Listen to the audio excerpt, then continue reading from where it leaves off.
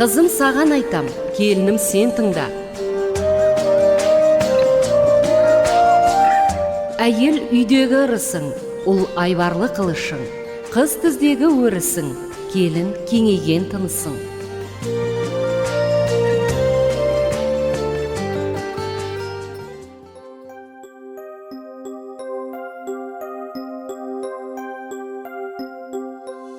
Қайырлы күн, қадірменді радио тыңдаушылар. Қазақ радиосының әуе толқынында Гүлнар Ешбайқызы дайындаған «Қызым саған айтам» хабары.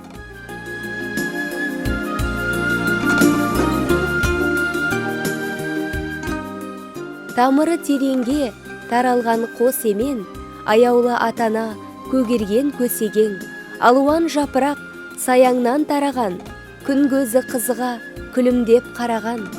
Ұрпағың аялап, гүл дәурен құрғызған, сендерге қарыздар, ол қыздар, жұлдыздар. Тамыры тереңге жайылған қос емен, атана өсе бер, көгеріп, көсеген деген өлең жолдарын Жамбыл облысы Жуалы ауданының тұрғындары 8 ұл-қыз өсіріп, 21 немере көріп отырған қарт ұстаз Паңсатбек Райымбекұлы мен жұбайы Гүлсара апаға арналғандай. Қарттардың отау құрып, қатар жүргендеріне 52 жыл болыпты. Мектепте ұстаздық еткен Паңсатбек ақсақал өз өмірі жайлы былай әңгіме өрбітті.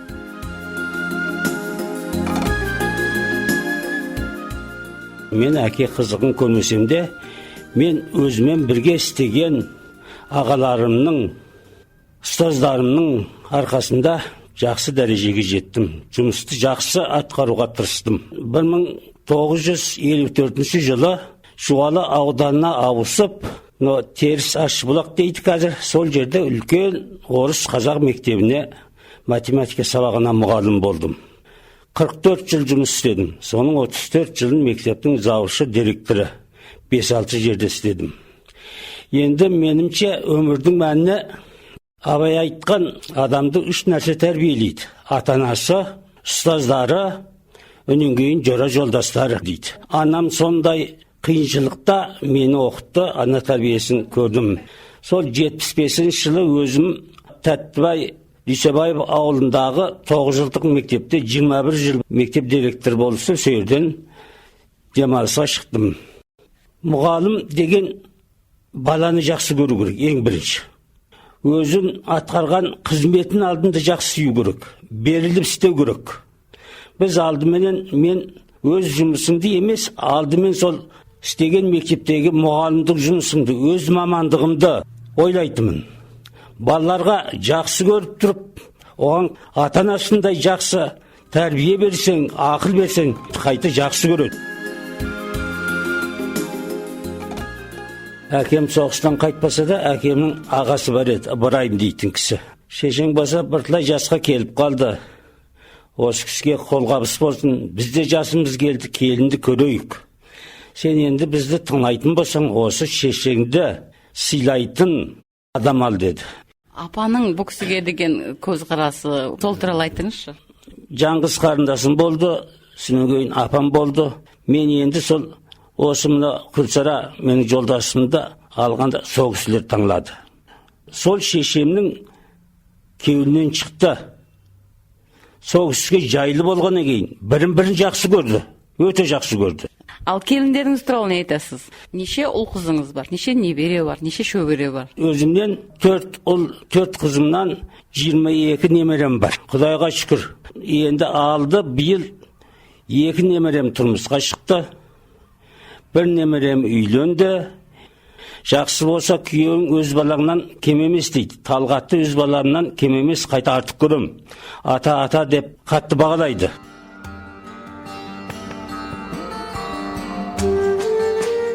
Әйел үйдегі ырысың, ұл айбарлы қылышың, қыз түздегі өрісің, келін кеңейген тынысың.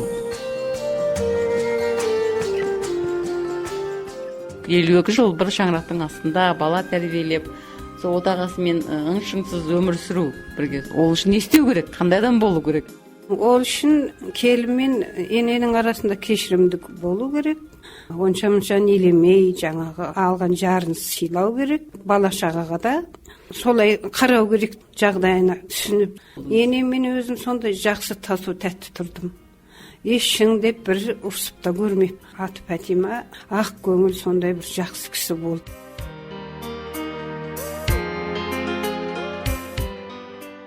Кешірімді болу керек, келін деген сол қасиетпен жүруің керек, тұруың керек, сонда ғана сен елге жағымды, елге сүйкімді келін боласың. Біз енді ол уақытта жаңа үйге бір-екі кісі келсе қуанатымыз, жаңа кісі келді, ойбай сол кісіге шай беруіміз керек, жаңа ет асып пәлен түген дейтін. Ал өзімнің келіндеріме салатын болсаң, келінім бәрі жақсы, еш біреуінен шай деп жаңа өсімге шейін тек ұрсы олар, маған болмаса бір жаман сөз айтып көрген емес. Құдайдың берген 8 баласы бар ғой, жаңа кенжесі Бақтияр, соның қолында тұрамыз. Таразда келінім бар, Мархаба деген. Сондай бір жақсы, керемет келін жоқты маған тек еш нәрсе істетпейді қазір. Кіріме шейін жуылы, тамағыма шейін істеулі, барлығын жаңағы дайындап, жаңа апа отырыңыз, тек қана мына кішкентай ләләні жуады. Шалымыз екеуміз жаңа өмір сүріп келеді, Алла ары қарай өзі біледі ғой, қанша өмір береріне. Енеңіздің көнегелері есіңізде. Сіз жақсы көрді ме енеңіз? Айтып отырмын, сондай жақсы көрді енеммен. Айналайын Күлсара, мен өзім кішкентайынан көрген ырым алдым едің сен, ауырып жатқан кезінде. Күлсара, мен саған айтар өнегем, артында қалған анау жалғыз қайынсіңліміз бар, жаңағы Айымкүл деген Ақсу Жабағылда тұрады. Соған жақсы көзіңмен қарап, келгенде шайыңды жақсылап беріп, соған жақсылап шығарып сал. Мен жоқтығымды білдірме деп жаңағы сойтып өнегесін айтып отыратын. Сол мана әйтеуір жақсылап ол кісінде атқарып салдық. Қазірге дейін солай күтіп алып шығарып саласыз ба? Қайынсіңліңізді? Қазірге дейін келеді, келген уақытта мойнынан құшақтап бетінен сүйіп, кел жаным, кел деп үйге кіргізіп, жаңа шай пайымды жақсылап беріп, әйтеуір барымды беріп шығарып салам. Сен анаң жоқтатпайын, сен анаңды, мен анаңдай көргім, мен сенің анаң болдым ғой, анаңның орнындағы анаң деп жаңа сөйтем, соның ырза болып кетеді.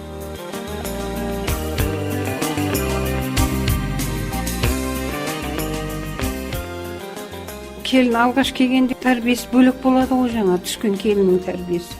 Басқа отбасынан келді. Біздің тәрбие бөлеген. Ең алғаш бізге сіңсемай, біздің бала шағаның қыздардың істегенін істеймай, сөйтіп жүреді ғой.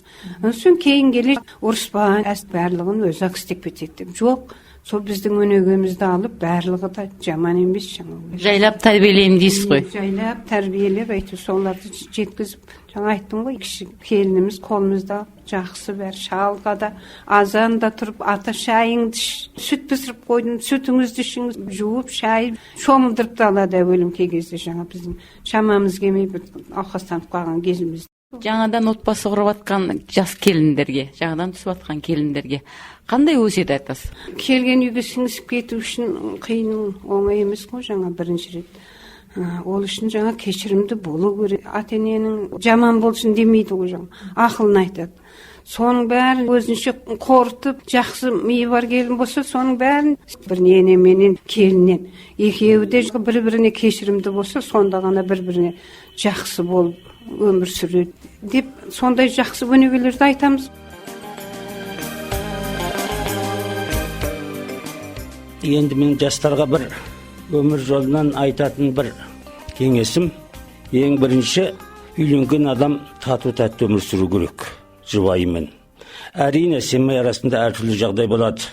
Қыздарыма өзінің қалаған сүйген жігіттеріне барды, бәрін бас қосып отырғанда айтатын: әй шырағым, ең бірінші өзің сүйіп барған жолдасыңды сыйла, одан аспа, өнен кейін соның ата-анасын сыйла. Солардың кеуілінен шығу керек, сабыр керек. Ал енді ерлі зайыпты болғаннан кейін аяқ табақ сылдырламай тұрмайды. Күлсара жұбайымның қасиеті, бір жағдай болғанда мен кеспес үндемейді, қоя қоядым. Ал 5-10 жарым сағаттан кейін, бұл неге олай болды, менің кешілік дұрыс болмады, қайта шақырып екеуміз ақылдассақ, кей кезде соныкі дұрыс болады. Кешірімді болу керек, әсіресе әйел бала ұстамды кешірімді болу керек.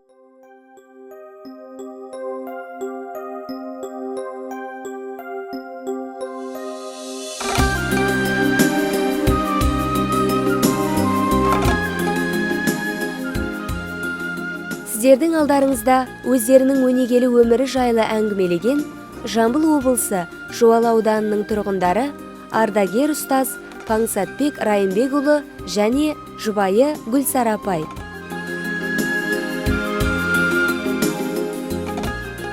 Хабарды әнмен әрлеген Советхан Мейірханұлы, хабардың авторы Гүлнар Ешбайқызы, мәтінді оқыған Айжан Жұмабекқызы. Пейіштің нұрынан жаратылған, әкешім, анашым даратылған, сендердің бейнеттен зейнеттерің, бүгінде қатайсам